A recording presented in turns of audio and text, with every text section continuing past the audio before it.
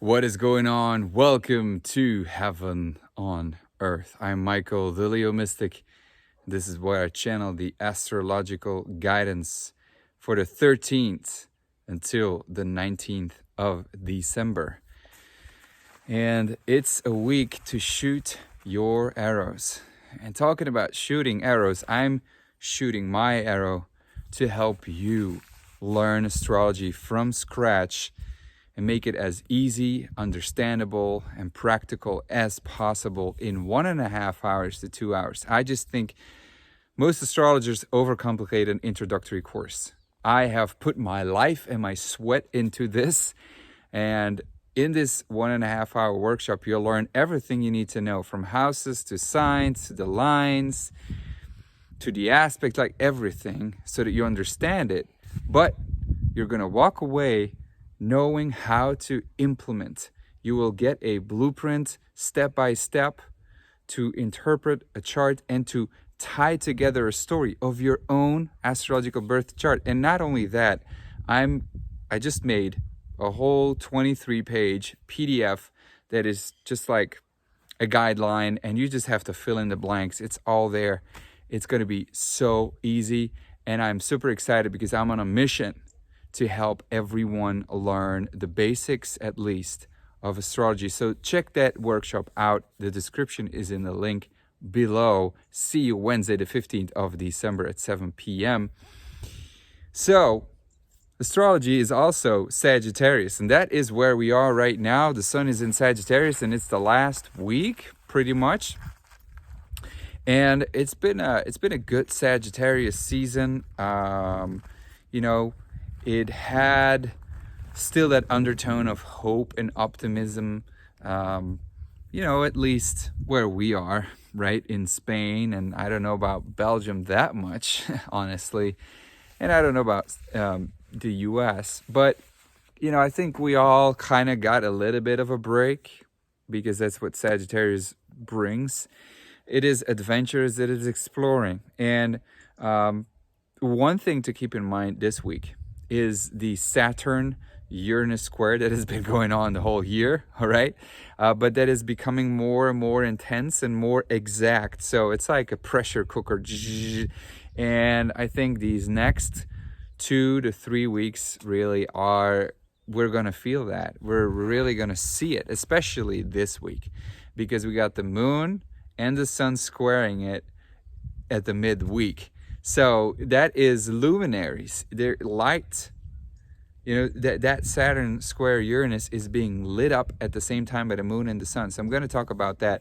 But to talk about the Saturn square Uranus, this is really the old versus the new, the past versus the future. And, to some extent, that is just always in a human life going on. That's the past, that's the present, that's the future.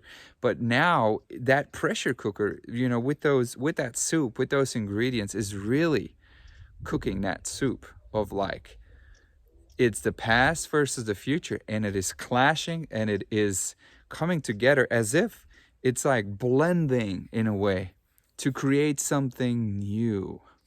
That's interesting, right? Because the future is the new, but it's as if there's people and there's situations that are already living in the future, that are already way ahead of the present, ahead of their time, and trying to implement that vision into a society. And I think that is really what's going on, and that is what brings that tension. We can see it in things like meta and virtual reality, but that's on a physical level. On a spiritual level, that is the knowingness of quantum physics. In a way, we could look at quantum physics and then Buddhism, or just any other esoteric theory, really, where these two are clashing together, and where they're showing okay, there's actually something going on here. So that Saturn square Uranus is really just bringing that to life, really. But on another level too, obviously it's the old way of people coming together, and obviously the future with the whole, reset going on. That is all what is happening. And we can feel, because of that, because it is so intense this week, that we are stuck in between, that we're in a limbo. All right. And I want you to really go easy on yourself, taking your time to process. And really, Venus conjuncting Pluto, right? And this week it goes retrograde on Sunday. So I really want you to take time to process, really processing what is going on, right? Really. In terms of values, in terms of relationships, that is where the old versus the new is going to be so intense for you, right?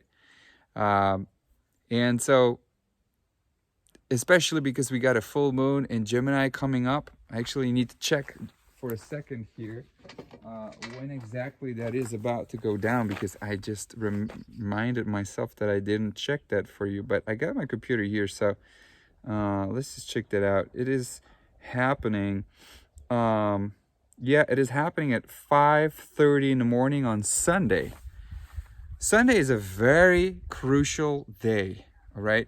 It's a very crucial day, and I'm going to come to that.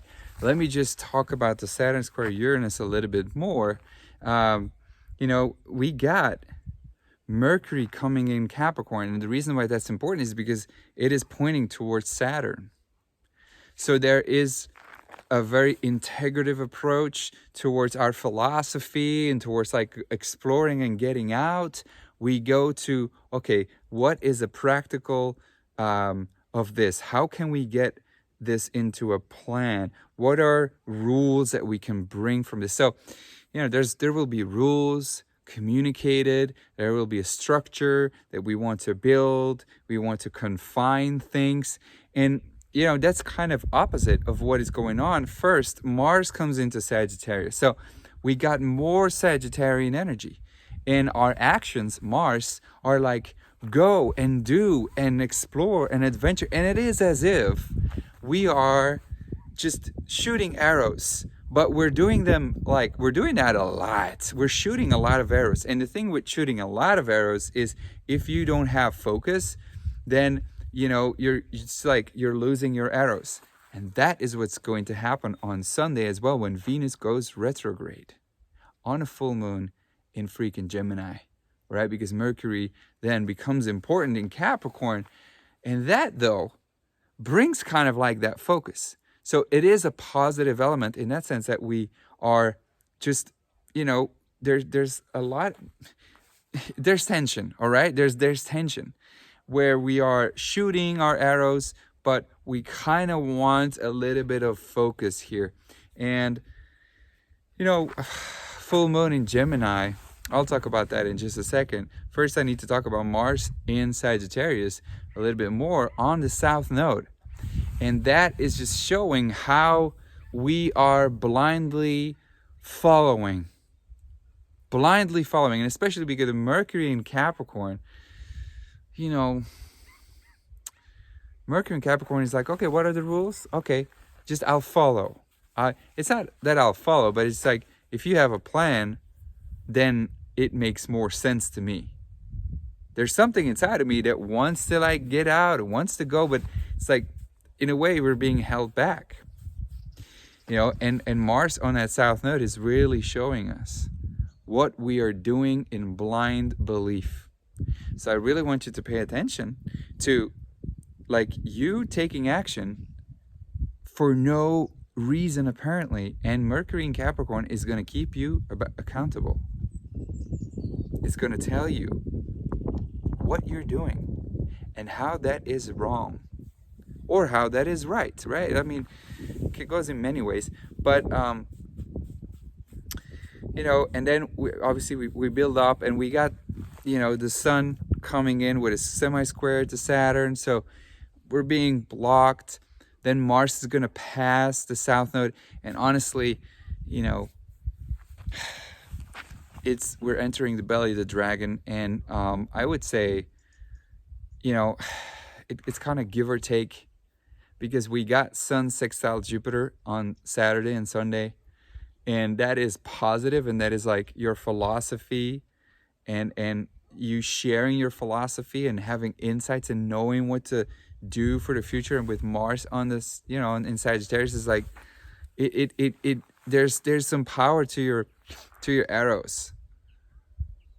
But you know, Mars is entering the belly of the dragon as well, and I honestly feel that we are gradually going back into a lockdown, into a like, okay, let's just like pressure. We're stuck in the belly, and you know, we are the ones being digested in a way. And at the same time, you got to take time to digest these things that are going on with a Venus on Pluto. I've talked a lot about this, and I'm not going to repeat as much, but I'll tell you that it is about how you relate to things. And so that's why I was talking about really taking the time to process what are you relating to. And we're going to be like with a moon in Taurus and a sun in Sagittarius. This is, I have so much appreciation for everything that is in my life, and I want to hold on to every bit that I have. But Sun in Sagittarius is inviting us to go out and explore and seek more, and seek like new opportunities and travel and get out of our comfort zone. So it's like, should I stay or should I go?